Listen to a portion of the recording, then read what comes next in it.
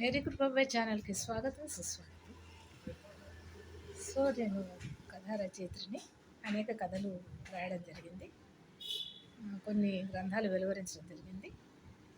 వాటి నుంచి ఒక్కటొక్కటిగా అనేక కథలు కూడా నేను ఈ విధంగా ప్రజెంటేషన్ చేయడం జరిగింది. ఈరోజైతే కథ అయితే చెప్పట్లేదు, కానీ అసలు కథ యొక్క ప్రాముఖ్యత అనే ఒక చిన్న అంశం గురించి చెప్పాలని అనుకుంటున్నాను. కథ అనేటువంటి 2 అక్షరాల పదంలో అసలు ఎంతో అర్థం ఇమిడి ఉంది. చక్కటి కథలు మానసిక ఉల్లాసాన్ని, మనో వికాసాన్ని కలుగజేస్తాయి. నైతిక విలువలు పెంపొందిస్తాయి. ఆనందాన్ని కలుగజేస్తాయి. సత్యాన్ని వెలికి తీస్తాయి. ఎలా జీవించాలో చెబుతాయి. ఎలా జీవించకూడదో కూడా చెబుతాయి.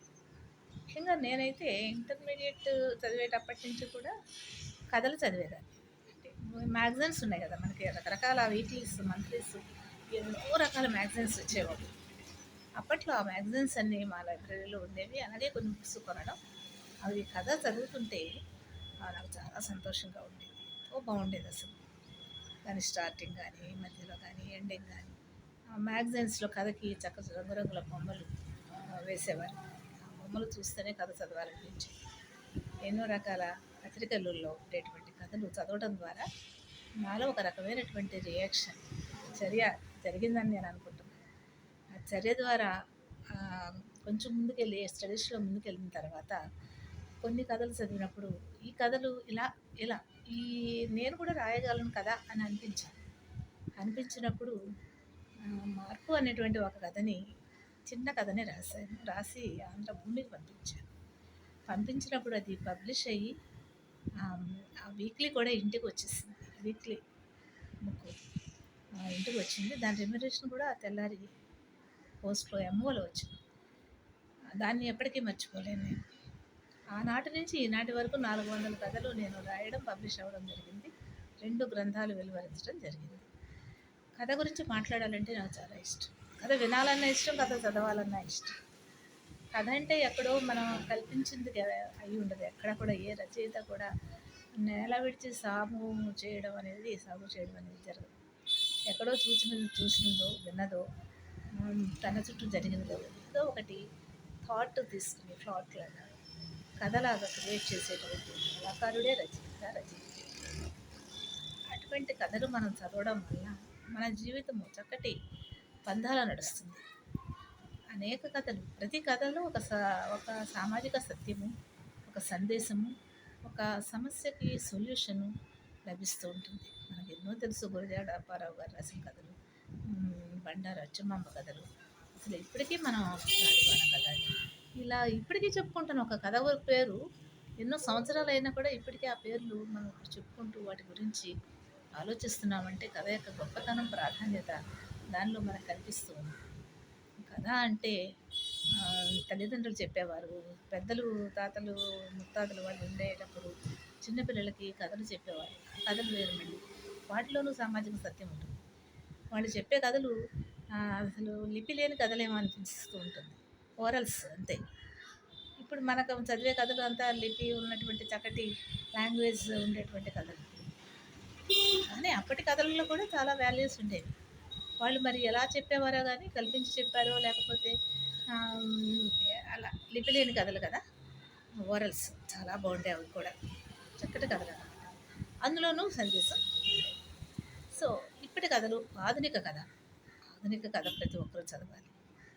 ఆధునిక కాలంలో అనేక మ్యాగజైన్స్ వస్తున్నాయి. ఇప్పుడు కూడా బుక్ రీడింగ్ తగ్గిన ఈ రోజుల్లో కూడా వీక్లీస్ ఉన్నాయి, తర్వాత మంత్లీస్ ఉన్నాయి. న్యూస్ పేపర్స్లో కూడా, సండే మ్యాగజైన్స్లో కూడా కథ ఉంటుంది.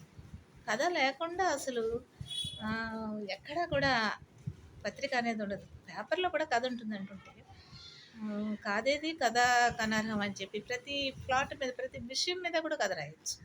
అసలు ఏ విషయం మీద అయినా కథ రాయొచ్చు. అట్లాగా కథ అనేది చదవడం వల్ల మనిషిలో ఉండేటువంటి ఆ వ్యక్తిత్వం కూడా చాలా వరకు ఒక విలువను సంతరించుకుంటుంది. అలా చదువుతున్నటువంటి సాహిత్యంతో పరిచయం ఉన్న వ్యక్తి ఎలా ఉంటాడు, సాహిత్యంతో పరిచయం లేని వ్యక్తి ఎలా ఉంటారు, ఆ డిఫరెన్స్ కూడా మనకి కనిపిస్తూ ఉంటుంది.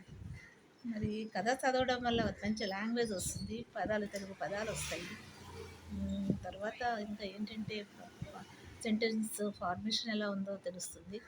హ్మ్. ఈ విధంగా తప్పులు కూడా దొర్లకుండా ఉంటాయి. మనం మాట్లాడే భాష కూడా పాలిష్ అవుతుంది. చక్కటి భాష కూడా మనం మాట్లాడడానికి కుదురుతుంది కథ చదవడం వల్ల. జీవితము అనేది కూడా ఒక కథ ఒక రకంగా నన్ను అడిగితే. మనం రాసేవన్నీ కూడా కథలు జీవితానికి దర్పణాలు. నవల అంటాం. నవల అంటే అందులో ఉన్నది కథే. సినిమా అంటాం. అందులో ఉన్నది కథే. సీరియల్ అంటాం. అది కూడా అందులో ఉన్నది కథే. అలాగా కథల్లో మినీ కథలు, సింగిల్ పేజీ కథలు, పెద్ద కథలు, ఇలా రకరకాలైనటువంటి కథలు ఉన్నాయి. అన్ని కథలు. చివరికి నా దృష్టిలో జీవితం కూడా ఒక కథే. మన మన జీవితం మన చేతిలోనే ఉంటుంది. మనం మన జీవితాన్ని ఎలా మలుచుకోవాలనేది వేరే వాళ్ళ జీవితంలో ఉండదు. మనం పర్మిషన్ ఇవ్వకుండా ఎవరు మన జీవితాన్ని ఎటు కూడా మలచలేరు. కాబట్టి కంప్లీట్‌గా పర్మిషన్ అంతా మన చేతిలో ఉంటుంది. సో, అలాగా ఇవన్నీ చదువుకోవడం వల్ల జీవితాలు బావుంటాయి, వ్యక్తిత్వాలు బావుంటాయి, నైతిక విలువలు బావుంటాయి, ప్రోగ్రెస్ బావుంటుంది. ఒక వ్యక్తి జీవితానికి కావాల్సినవి అవే కదా!